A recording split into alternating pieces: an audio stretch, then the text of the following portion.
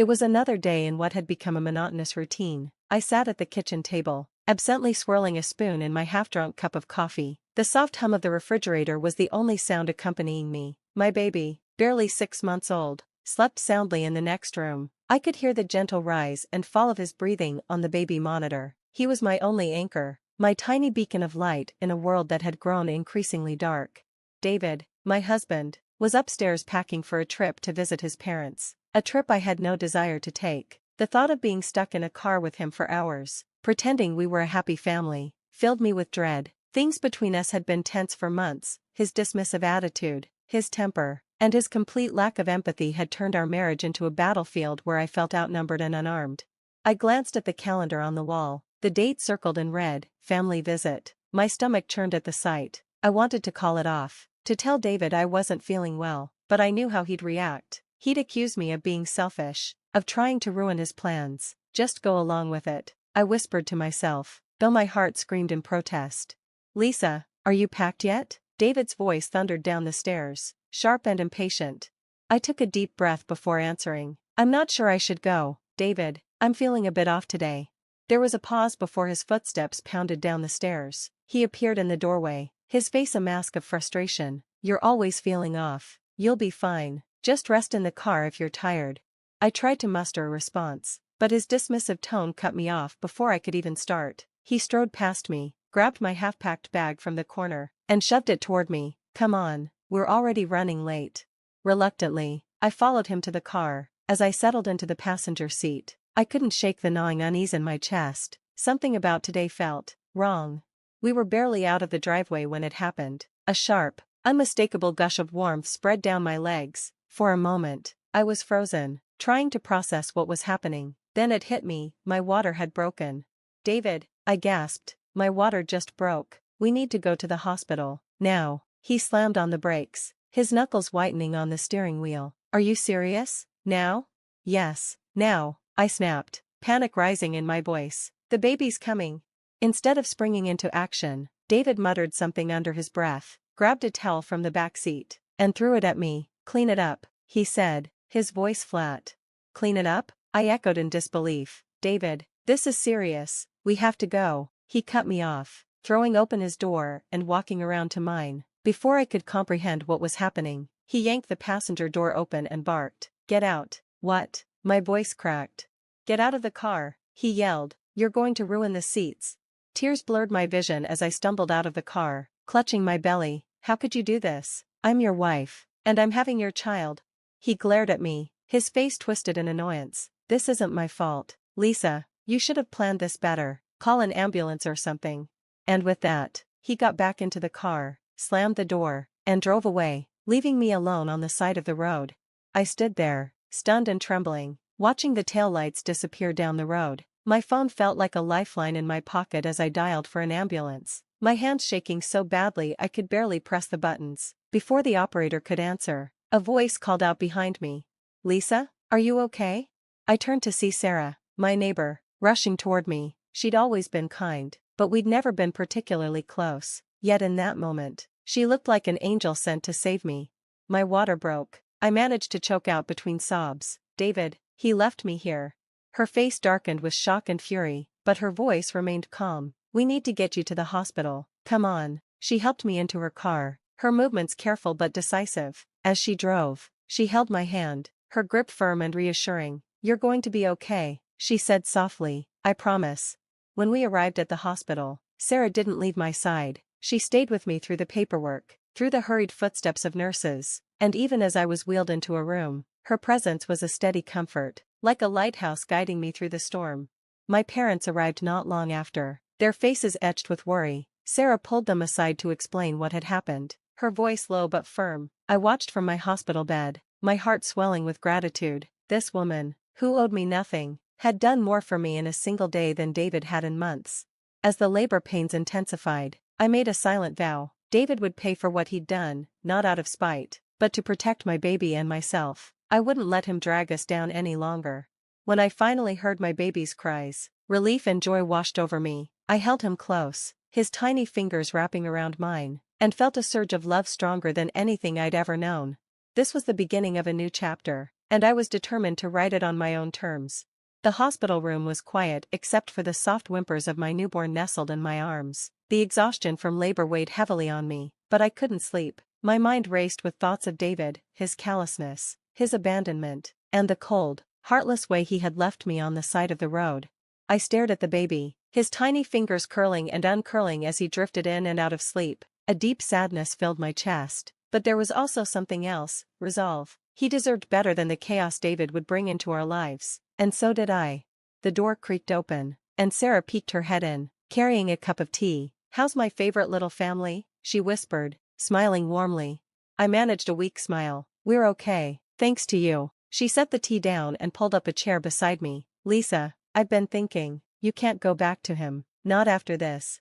I looked away, her words cutting too close to the truth. "I don't know where to start, Sarah, I don't even have a plan." "Start by knowing your worth," she said firmly. "You're stronger than you think." Later that afternoon, as I rested with the baby, the sound of raised voices outside my hospital room jolted me awake. My heart sank. I recognized David's voice. He barged in moments later, his expression unreadable. "Lisa," he began, his eyes darting between me and the baby, "we need to talk." "Do we?" I said, my voice sharp and unforgiving. "I think you said everything you needed to when you left me on the side of the road."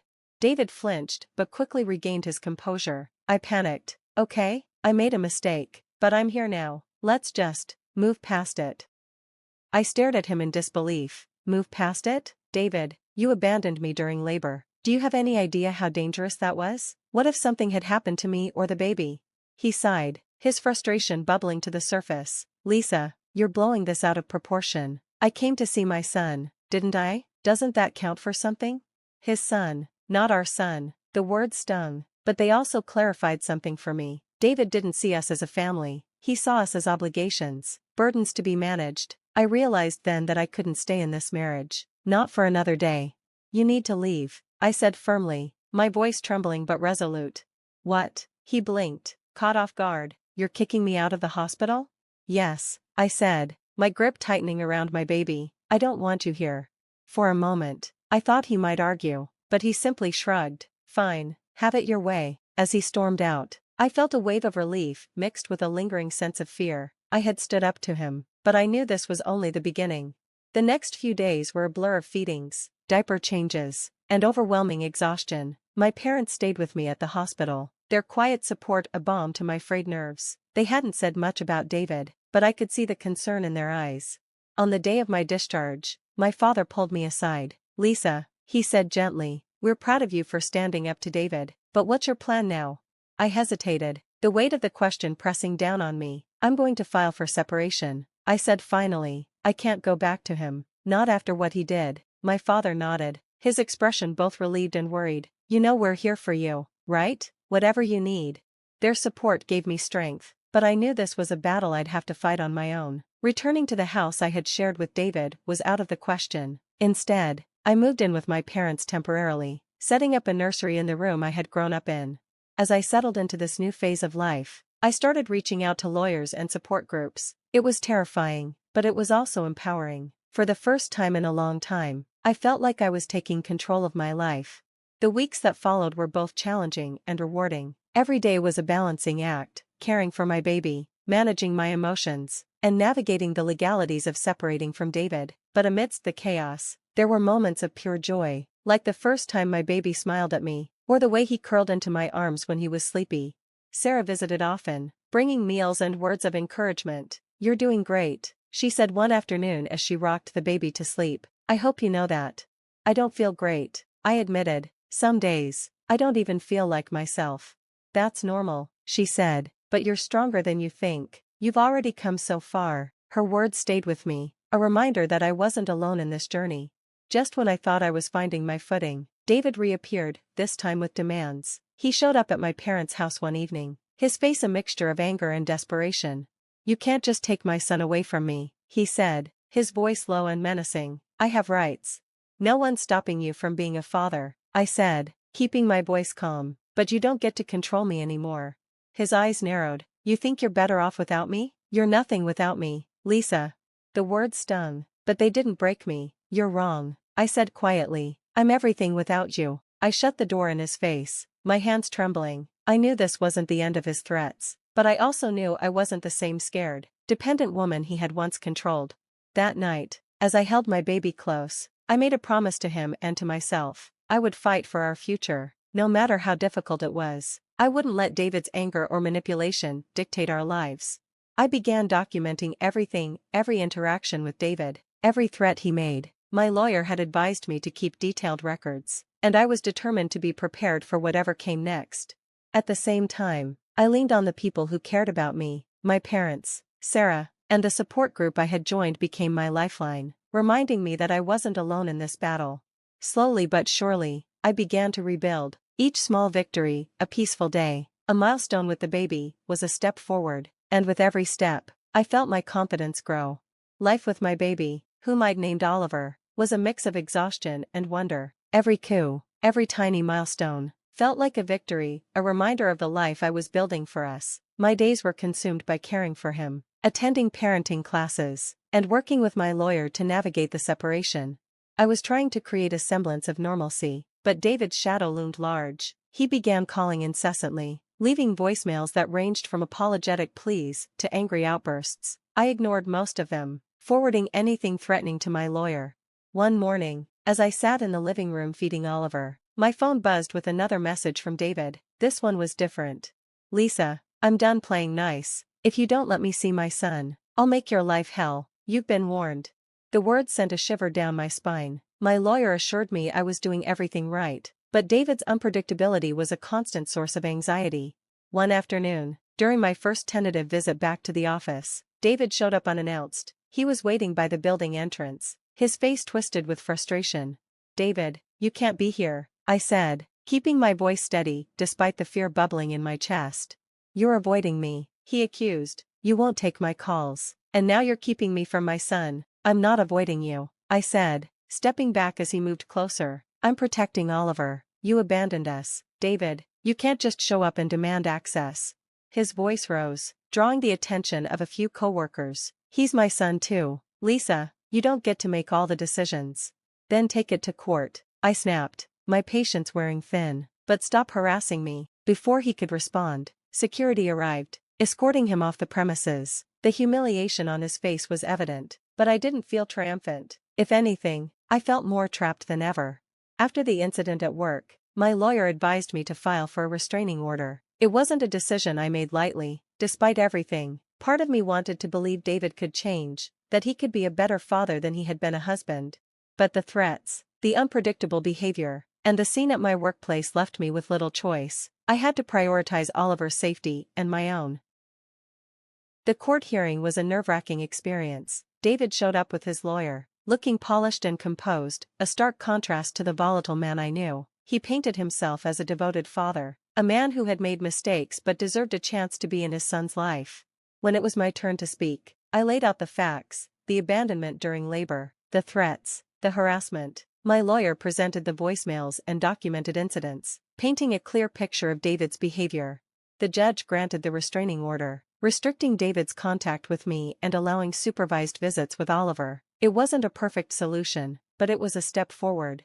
With the restraining order in place, a sense of relief settled over me. For the first time in months, I felt like I could breathe. Oliver and I fell into a new rhythm, surrounded by love and support from my family and friends. One evening, Sarah invited me to a small gathering at her house. It was a chance to unwind, to remember that I was more than just a mother navigating a messy separation. Among the guests was Daniel, a mutual friend of Sarah's. He was kind, with an easy smile and a warmth that felt disarming. We struck up a conversation, sharing stories about work and life. For the first time in what felt like forever, I laughed, a real, genuine laugh that made my chest feel lighter. As the night went on, I found myself drawn to him. There was no pressure, no expectations, just a simple connection that felt refreshing. The peace didn't last long. A week after the gathering at Sarah's, I received a letter from David's lawyer. He was contesting the custody arrangements, seeking joint custody of Oliver. The thought of sharing parenting responsibilities with David was unbearable. "He's trying to get back at me," I told my lawyer during a tense meeting. "This isn't about Oliver, it's about control." "I believe you," she said, "but we need to focus on the evidence. If we can prove that joint custody isn't in Oliver's best interest, the court will side with you." The thought of another legal battle was exhausting, but I knew I couldn't back down. Oliver deserved stability, not the chaos David would bring into his life. The weeks leading up to the custody hearing were some of the hardest I'd faced. David's legal team dug into every aspect of my life, trying to paint me as an unfit mother. They questioned my decision to live with my parents, my ability to balance work and motherhood, even my brief interaction with Daniel. Through it all, I held on to the support of the people around me, my parents, Sarah, and even Daniel, who had become a steady presence in my life, reminded me that I wasn't alone in this fight. The hearing was tense and emotional. Both sides presented their arguments, but in the end, the court ruled in my favor. David was granted limited visitation, supervised by a court-appointed monitor. It wasn't a perfect solution, but it was enough. After the hearing, I sat in the car with my lawyer, tears streaming down my face. They were a mix of relief, exhaustion, and gratitude. The fight wasn't over, there would always be challenges, but I had proven to myself that I could stand up for Oliver and for me. When I got home that evening, I found Daniel waiting on the porch. He didn't say much, just pulled me into a hug that felt like home. "You're amazing, you know that?" he said softly. "Oliver's lucky to have you." For the first time in a long time, I believed him. The days following the custody ruling brought a rare stillness to my life. The weight of the legal battle lifted, leaving space for me to reflect on everything that had transpired. I spent hours with Oliver, marveling at the tiny miracles of his growth, his first tooth, the way he reached for me when he needed comfort, the small giggles that seemed to erase the darkest days. He was my reason for everything, my light in every storm. David's supervised visits began soon after. I felt a pang of anxiety each time I handed Oliver over to the court-appointed monitor, but the arrangement offered me a sense of control. I knew Oliver would be safe, and that was enough. One evening, as I rocked Oliver to sleep, I thought about the person I had been before all this, a young woman brimming with dreams, but uncertain of her strength. Life had tested me in ways I never expected, but I'd emerged stronger, more sure of who I was and what I deserved. My friendship with Daniel continued to blossom. He wasn't just a source of support, he became someone I looked forward to seeing, someone who reminded me that joy still existed, even in the aftermath of chaos. One Saturday, he invited me and Oliver to a park. It was a sunny afternoon, the kind of day that made the world feel brighter. Daniel brought a blanket and a basket of snacks, and we spent hours under the shade of a tree, talking and laughing while Oliver napped in my arms. "You've been through so much," Daniel said, his voice gentle, "but you're still standing. That's incredible." "I didn't have a choice," I said. "Oliver needed me." He smiled, his gaze warm. "And you've been there for him every step of the way. But you deserve happiness too, Lisa." His words stayed with me long after we left the park. For the first time in a long time, I allowed myself to imagine a future that wasn't just about survival, a future that included love and laughter. David's visits were uneventful at first, but over time, he began to change. He started sending small gifts for Oliver, leaving notes apologizing for his past behavior. I remained wary, but I couldn't ignore the effort he was making. One afternoon, after a particularly peaceful visit, David asked to speak with me. "I know I've been a terrible husband and father," he admitted, his voice heavy with regret. "I don't expect you to forgive me, but I want to be better for Oliver." His words stirred a mix of emotions. Part of me wanted to believe him, to hold on to the hope that he could change, but another part of me remembered the pain he'd caused, the sleepless nights, and the fear. "I appreciate the effort you're making," I said carefully, "but trust takes time. If you're serious about being there for Oliver, prove it with your actions." It wasn't a reconciliation, but it was a step toward understanding, a fragile bridge between the past and the future. Months passed, and life began to settle into a new rhythm. David continued his supervised visits, slowly earning the court's trust, while our relationship remained distant. We found a way to co-parent with civility. Meanwhile, my bond with Daniel deepened. He wasn't just a friend anymore, he was someone I could lean on, someone who made me feel safe. One evening, after putting Oliver to bed, Daniel stayed for dinner. As we sat on the couch, talking about everything and nothing, he reached for my hand. "Lisa," he said, his voice steady but filled with emotion, "I know you've been through so much. I don't want to rush anything, but I care about you, I care about Oliver, and I want to be here for both of you, if you'll let me." Tears welled in my eyes as I nodded. "I'd like that," I whispered. It wasn't a grand declaration or a sweeping romance, it was quiet and real, built on trust and understanding. On Oliver's first birthday, I threw a small party at my parents' house. It was a celebration of not just his life, but everything we'd overcome together. Friends and family gathered in the backyard, showering Oliver with love and laughter. David showed up briefly, bringing a small, thoughtful gift for Oliver, a handmade photo album filled with pictures of their visits. He stayed just long enough to share a moment with his son before quietly leaving, giving me a small nod of acknowledgement as he went. It wasn't a perfect ending, but it was enough. David was trying, and that mattered. Later that evening, after everyone had left, I stood in the quiet house, holding Oliver as he drifted off to sleep. I thought about the journey that had brought me here, the heartbreak, the challenges, the unexpected moments of grace. I wasn't the same person I'd been a year ago. I was stronger, more resilient, and more certain of my worth. Life hadn't unfolded the way I'd imagined, but in its messiness and beauty, it had given me everything I needed. As I put Oliver in his crib and turned off the light, I felt a sense of peace I hadn't known in years. The road ahead wouldn't be easy, but I knew I could handle it. I had my son, my family, and the beginnings of a new love. And for the first time, I felt truly free.